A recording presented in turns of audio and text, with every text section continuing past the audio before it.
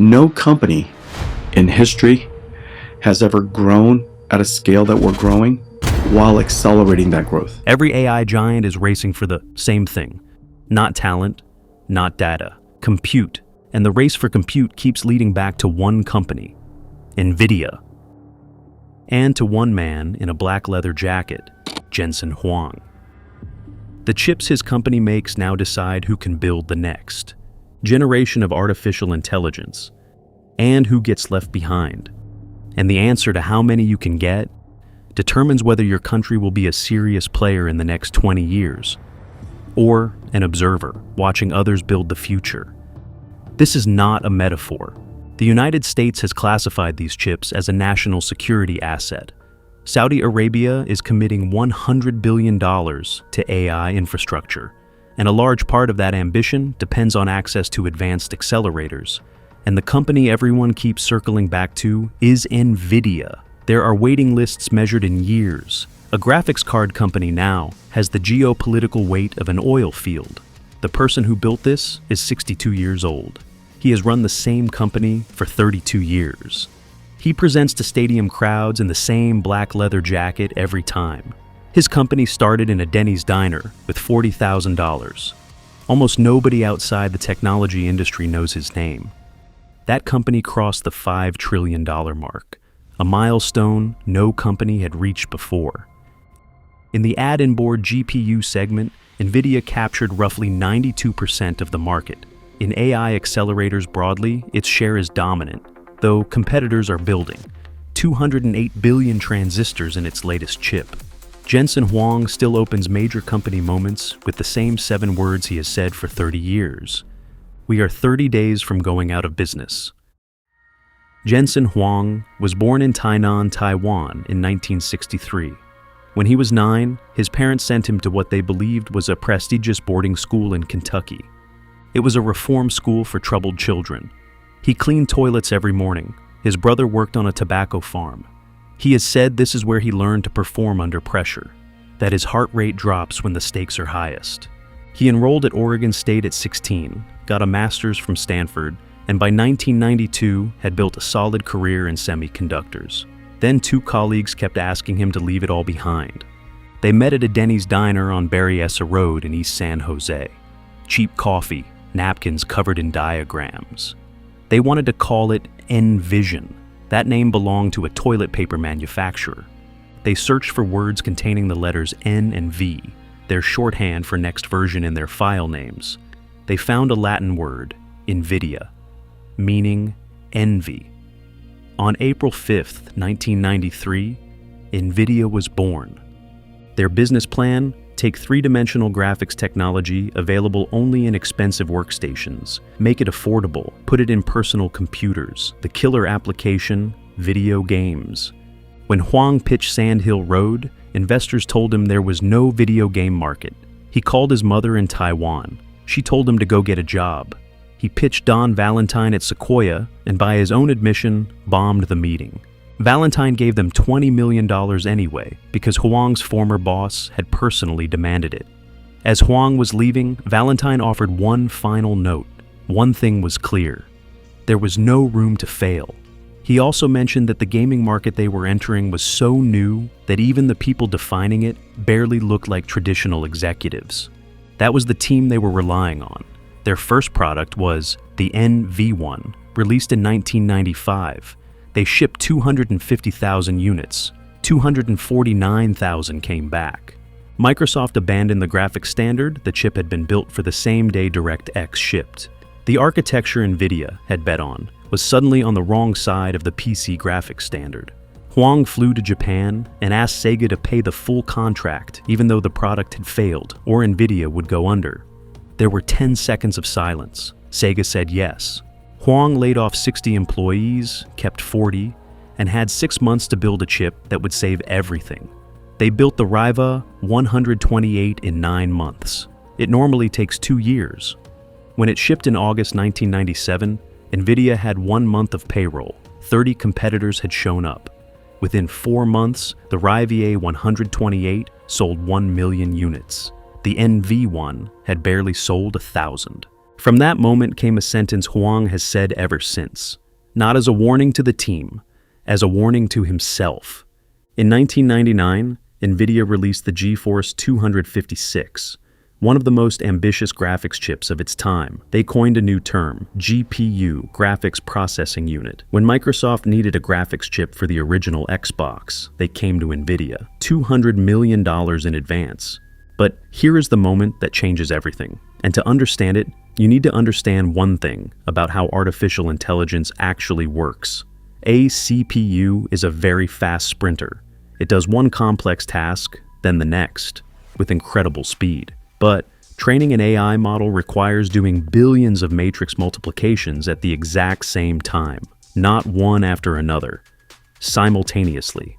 A CPU has 8 or 16 cores. A modern NVIDIA GPU has thousands.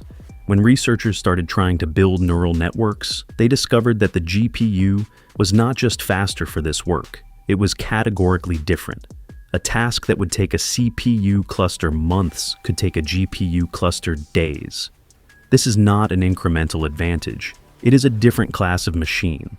NVIDIA had accidentally built the engine of the AI revolution while trying to make video games look better. Huang saw this possibility in 2006 and made the decision that defined everything after. He invested in CUDA, a software platform that would let programmers use NVIDIA GPUs for general computation, not just graphics. So you create a way to make that a lot easier. That's right. Specifically, it's a platform called CUDA, which lets programmers tell the GPU what to do using programming languages that they already know, like C. And that's a big deal because it gives way more people easier access to all of this computing power. Could you explain what the vision was that led you to create CUDA? And so in the case of CUDA, it was very much the same way. And probably the first external ideas of using our GPUs for parallel processing. For 7 years, CUDA generated almost nothing commercially. But to get it into the hands of researchers, Huang made a choice that nearly destroyed the company. He installed CUDA on every GeForce gaming chip, every one, whether the buyer used it or not. The bet made the chips more expensive to build and pressured margins significantly. They were losing money on every chip they shipped. NVIDIA's market capitalization fell from nearly $8 billion to approximately $1.5 billion. They stayed at the bottom for 7 years. The board was not pleased. Huang kept going. You know how it is. You manifest a future, and that future is so convincing. There's no way it won't happen. There's a lot of suffering in between. Every teenager who bought a gaming card was inadvertently expanding the installed base for CUDA. Researchers discovered it through GeForce because many of them were gamers. They built clusters from gaming hardware. They wrote code. They published papers. They trained other researchers. And the ecosystem that grew up around CUDA became something no competitor could replicate through hardware alone. PyTorch, TensorFlow, JAX. Every major AI framework became deeply optimized around CUDA, not because of a conspiracy, because that was the platform with the libraries, the documentation, the optimized code, and the community. NVIDIA had spent 7 years and billions of dollars subsidizing the creation of an ecosystem, and by the time anyone noticed what had happened, it was already too late. In 2012, researchers at the University of Toronto used NVIDIA GPUs to train a neural network called AlexNet. It won an image recognition competition by such a large margin that the entire field of AI reconsidered its direction in a single afternoon. The gaming hardware was the AI hardware. The accident had found its purpose. Then, in November 2022, OpenAI released ChatGPT. I think this has implications from everything from the high schoolers and the college kids and how they do their homework to how Google may or may not dominate search in the future. What's coming? 1 million users in 5 days. And every company on Earth looked at this and had the same realization. We need to build this. And to build it, we need compute. And the compute they needed ran on CUDA, and CUDA ran on NVIDIA. Here is what that demand actually means in concrete terms. Frontier models at the scale of GPT-4 are estimated to require tens of thousands of advanced accelerators running for long periods. Training the next generation may require multiples of that. Saudi Arabia has committed $100 billion to AI infrastructure. The United Arab Emirates has committed similar amounts. Microsoft, Google, Meta, and Amazon collectively are spending hundreds of billions on data centers. In fiscal year 2026, NVIDIA's data center business generated $62.3 billion in a single quarter. Full-year data center revenue was the engine of the company's $215.9 billion in annual revenue, with gross margins of approximately 75%, a large share of the capital. The technology industry is spending on AI infrastructure flows through NVIDIA on the way there. They are the picks and shovels in the greatest gold rush in the history of technology, and NVIDIA became the picks and shovels everyone optimized around. In 2020, NVIDIA tried to buy ARM holdings from SoftBank for $40 billion. It would have been the largest semiconductor acquisition in history. UK regulators, European regulators, and the United States all blocked it. That same year, the US government added NVIDIA's H100 and A100 to its export control list. China cannot buy the most advanced chips. Export controls do not stop China from building AI models, but they make frontier-scale training harder, slower, and more expensive. The chip is not a product. It is a geopolitical instrument. Here is the part that most people have not yet fully understood. Switching away from NVIDIA does not mean buying a different chip. AMD can match the hardware on many benchmarks. Google, Amazon, and Microsoft are all building custom silicon. But switching from NVIDIA means walking away from PyTorch, from TensorFlow, from JAX, from 20 years of optimized libraries, from CUDNN and QBLAS, the mathematical routines that make every major AI model run efficiently. I always say that NVIDIA is the house that GeForce built, because it was GeForce that took CUDA out to everybody. For researchers and companies already built around CUDA, switching is not a simple hardware decision. It means migration risk, retraining teams, rewriting code, and losing time in a race where time is the most expensive thing. No company racing to deploy AI can afford months of migration risk and reduced efficiency. The moat is not the hardware. The moat is institutional. It is 20 years deep. And it gets deeper every year that much of modern AI research continues to build around NVIDIA's platform. Huang runs NVIDIA with more than 60 direct reports. He does not do one-on-one meetings. Every significant problem is solved in the open. He has used a framework he calls speed of light for 30 years.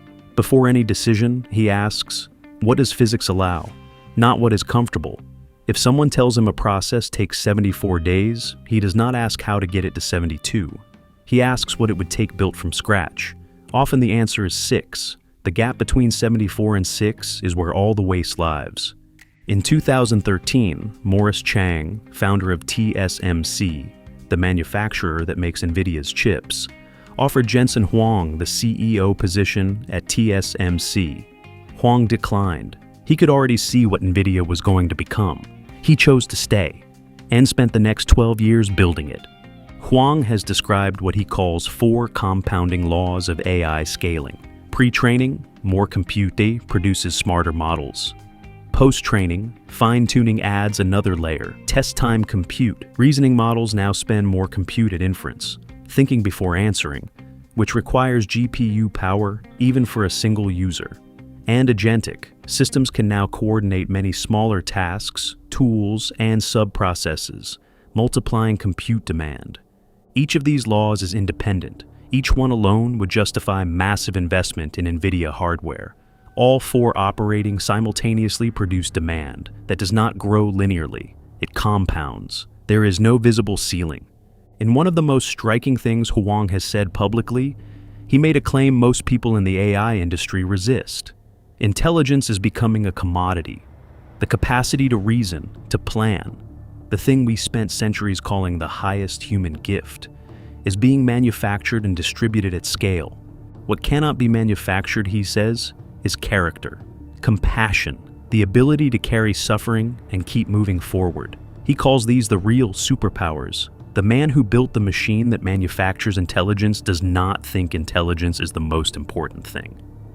The Denny's on Berryessa Road in East San Jose is still there. In 2023, for NVIDIA's 30th anniversary, Huang returned to the booth where 3 engineers had sketched the company on napkins. The restaurant now has a plaque on the wall. It marks the spot where a $5 trillion company was born. They had $40,000 and no idea what they were building. We are 30 days from going out of business. He said it when they had 40 employees. He said it after the NV1 disaster. He said it after the CUDA bet dropped the stock to $1.5 billion. He says it running one of the most valuable companies ever built. The sentence did not change. Everything else did. Curtis Preem, the quietest of the 3 founders, retired in 2003 and sold his shares in 2006 for $30 million. Chris Malachowski still works at NVIDIA and has authored nearly 40 patents. Jensen Huang owns 3.6% of the company, and the next chapter may not depend on one product or one chip, but on whether the platform he built can outlive the man who built it. What happened here is worth stating plainly.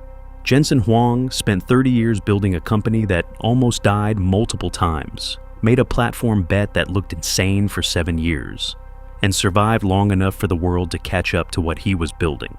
The chip is not the reason NVIDIA is worth $5 trillion. The platform is. CUDA is not a product.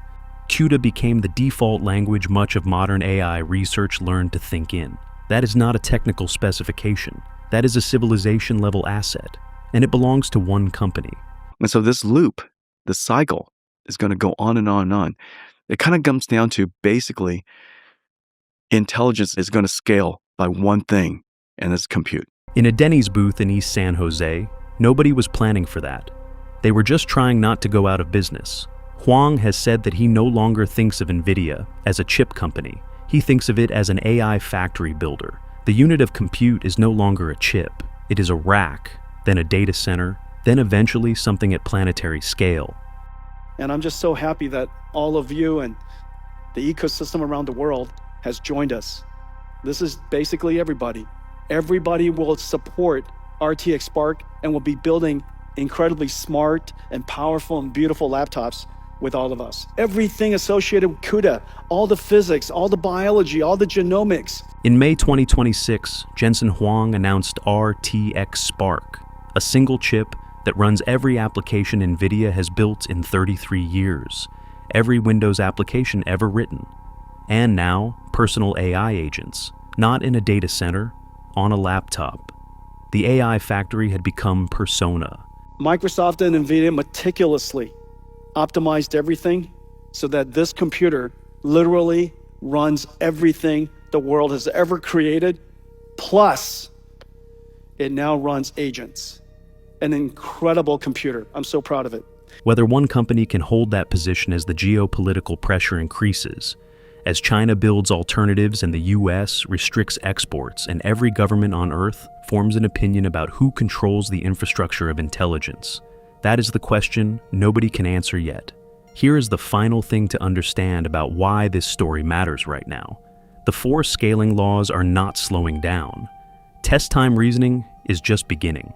Agentic systems, where AI coordinates many simultaneous tasks and sub-processes, have barely started deploying at scale. Every one of these trends means more demand for the same hardware. And advanced chip capacity takes years to plan, book, manufacture, and scale. The question of who gets to the front of that line is a question of national policy, of diplomatic relationships, and of how much capital you can deploy before your competitor does. A graphics card company sits at the center of all of it. What 30 years of evidence does answer is this. Every time the environment changed dramatically, NVIDIA changed with it. Every time a competitor had the advantage, Huang found the layer they had not seen. It survived things that should have killed it, more than once. It is still here. The sentence is still the same, and the man running it still returns to the same warning, that they are 30 days from going out of business. Not because he believes it, because the day he stops believing it might be possible is the day it becomes true.